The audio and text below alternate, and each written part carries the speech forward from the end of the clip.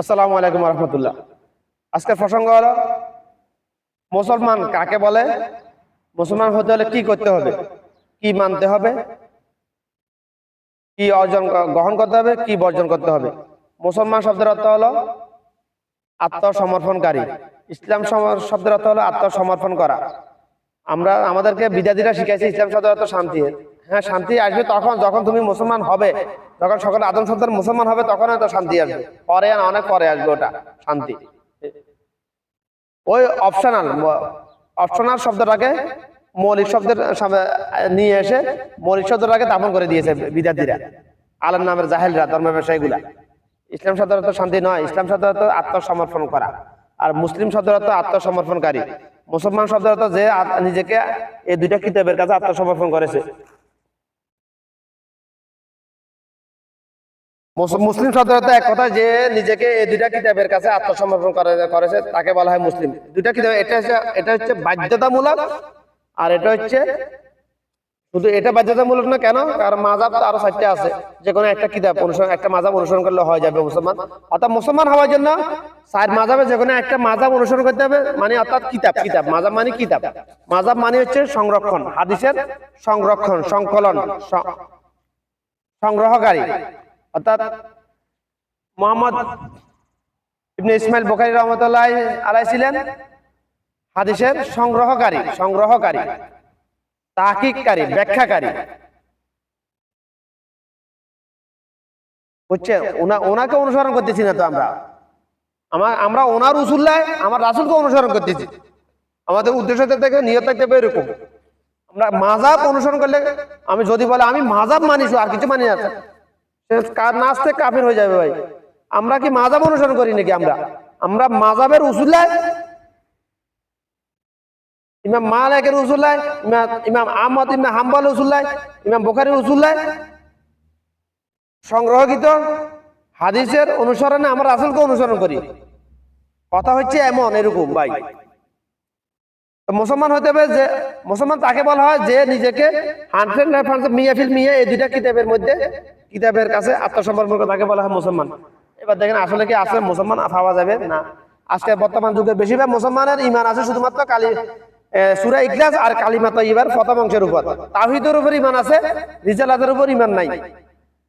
রিসালাতের ঈমান আছে তাও মিয়াফিল আশরা, মিয়াফিল খামসা, মিয়াফিল আশরিন, মিয়াফিল তালাতিন, হাদারুনা, মিয়াফিল খামসিন না হাত্তা মাফি, মিয়াফিল মিয়া তো জাদ ভাই, মিয়াফিল মিয়া।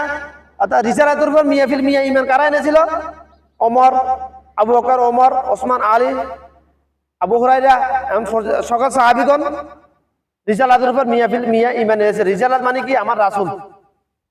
রিসালাত মানে কি? আমার রাসূলের উপর, আমার রাসূলের উপর ঈমান না, আমার রাসূলের কথার উপর ঈমান। আমার রাসূলের কথা মানে আমার আল্লাহর কথা। আমার রাসূল ছিলেন ডাক পিয়ন, আল্লাহর পিয়ন, মানে আল্লাহর কথা বাণীটা উম্মতের কাছে পৌঁছানোর জন্য আল্লাহর পিয়ন, সরাসরি নিয়োগকৃত পিয়ন আমার রাসূল ছিলেন। যেরকম আমরা ডাক পিয়ন ছিল না একসময়, যখন চিঠি আসতো, চিঠি আদান প্রদান হইতো, ডাকঘরে টাকা আসতো, ক্যাশ টাকা নোট আসতো, ডাকযোগে ঢাকা থেকে আমাদের বাড়ি নিয়ে পৌঁছে দিত। আমরা চিঠি লিখতাম জাহাজের নামে, আমার আব্বার কাছে জাহাজের নামে, এমপি স্বপন 2, ঠিকানা ছিল এমপি স্বপন 2, ডাইরেক্ট জাহাজে নিয়ে পৌঁছে দিত ভাই। তাহলে বুঝো কিরকম। আশা করে বুঝতে পেরেছি আমি রিসালাত কাকে, তাওহীদ কি, রিসালাত কি। তাওহীদের উপর তো সকল আদম সন্তানের ঈমান আছেই, অর্ধেক, তাও অর্ধেক। যারা মুসলমানের ঘরে জন্ম তাদের পুরা আছে, যারা ইহুদি নাসারা খ্রিস্টান তাদের অর্ধেক ঈমান আছে তাওহীদের উপর। মানে আল্লাহ এক, এটা জানে, এটা মানে, আল্লাহ ছাড়া কেউ নাই এটা মানে না, এই জন্য তারা কাফের। আর মুসলমানের ঘরে জন্ম নেওয়া সন্তানগুলা, আদম সন্তানগুলা, আল্লাহ এক, অদ্বিতীয়, তার সমতুল্য কেউ নাই, এটা বেশিরভাগ জানে একের মিয়া সবাই মানে না। আবার যারা মাজারে গিয়ে সিজদা করে সেটা হে কাফের, এটা মানে না। এটা যে বলে যে আমার দোয়া আল্লাহ কবুল করবে না, হুজুরের কাছে যাইতে হবে, হুজুরের দিয়ে দোয়া করতে হবে, তার ঈমান নাই তাওহীদের উপর, রিসালাতের উপর তার ঈমান নাই। যে বলবে যে আমার বাপ মরছে, বাপের জন্য দোয়া করাইতে হবে, হুজুর আনতে হবে, তার তাওহীদের রিসালাতের ঈমান নাই। যে বলবে আমার বাপ মারা গেছে 40 জন হাফেজানি খতম কোরআন খতম করাইতে হবে, তাওহীদ এবং রিসালাত তো ঈমান নাই ভাই। তোমার বাপের জন্য নেকি ফাটাবে, নেকি ফাটাবে 1 মিনিট লাগে বাস। সূরা ইখলাস 3 বার পাঠ করো, বলো আল্লাহ আমার বাপের জন্য এটা ওয়াকফ করে দিলাম। মুখ দিয়ে বলার দরকার নেই তো, কলবে শুধু অন্তরে কল্পনায় যথেষ্ট। অল্প অন্তরে কল্পনাটাই নিয়ত, কারণ বান্দার কলবের সাথে আল্লাহ পাকের কুদরতি আলমের সাথে ডাইরেক্ট সম্পর্ক, ডাইরেক্ট। কাটিং নেই, কাটিং নেই, ডাইরেক্ট সম্পর্ক। যেরকম লাইটের সাথে ফ্যানের সাথে সুইচের সম্পর্ক থাকে, কোনো কাটিং থাকে নাই, নিউট্রাল কমন করে দেওয়া হয়, আর ফেস সুইচ থেকে ডাইরেক্ট সুইচ অন করলে চলে যায়। আর বান্দা কলবের মাত্র নিয়ত করতে দেরি, অন্তরে কল্পনা করতে দেরি, ওটা আমার আল্লাহর কাছে পৌঁছাইতে ন্যানো সেকেন্ডও লাগে না, ন্যানো সেকেন্ডও লাগে না ভাই, ন্যানো সেকেন্ড। পিকো ন্যানো মাইক্রো মিলি কিলো মেগা গিগা টেরা, এইভাবে কাজ করে বান্দার অন্তরের নিয়ত, ব্রেনে সিগন্যাল।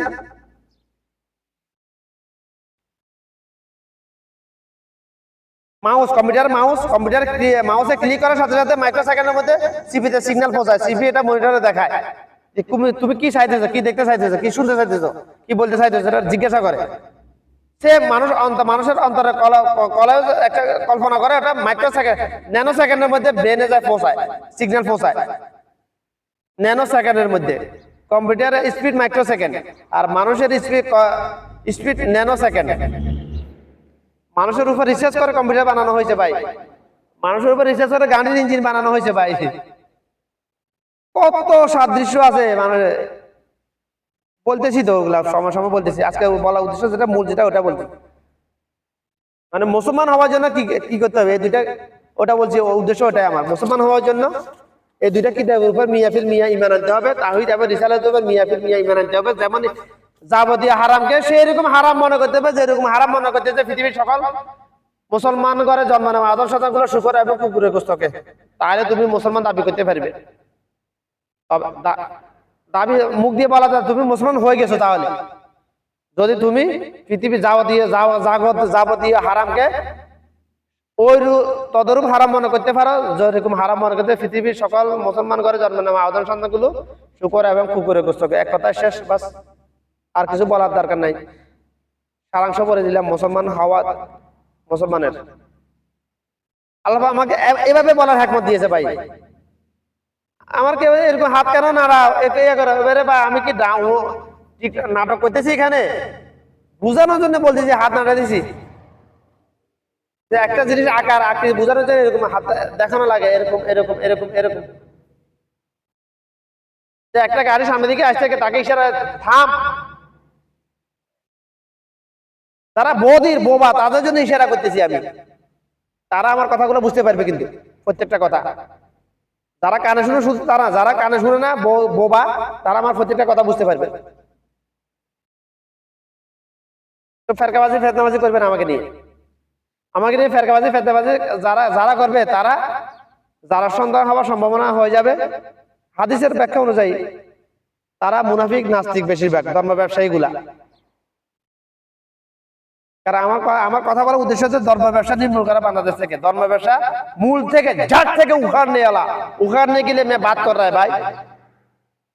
धर्म लेके जो बिजनेस कर रहा है, जो आलम नाम का जाहिल मुनाफिक नास्तिक लोग, ये झाड़ से उखाड़ने के लिए बांग्लादेश से मैं बात कर रहा है। मेरा कोशिश ये है भाई, ये बिदात झाड़ से उखाड़ने के लिए बांग्लादेश से कोशिश, ये मेरा बात करने का कोशिश नियत ये है भाई, दूसरा कोई नियत नहीं, इसीलिए से मैं बात कर रहा है भाई। मेरा कोशिश ये है भाई, दूसरा कोई कोशिश है, दुनिया का लालच में मैं बात नहीं कर रहा है भाई, बात कर रहा है क्या बदौलत अल्लाह के पास से लेने के लिए यौमुल हाशर इंशाअल्लाह।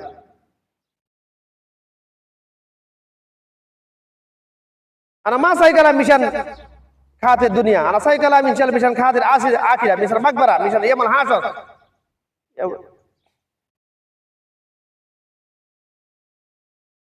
والله عالم طلب مالنا شو فكر انت ما اعرف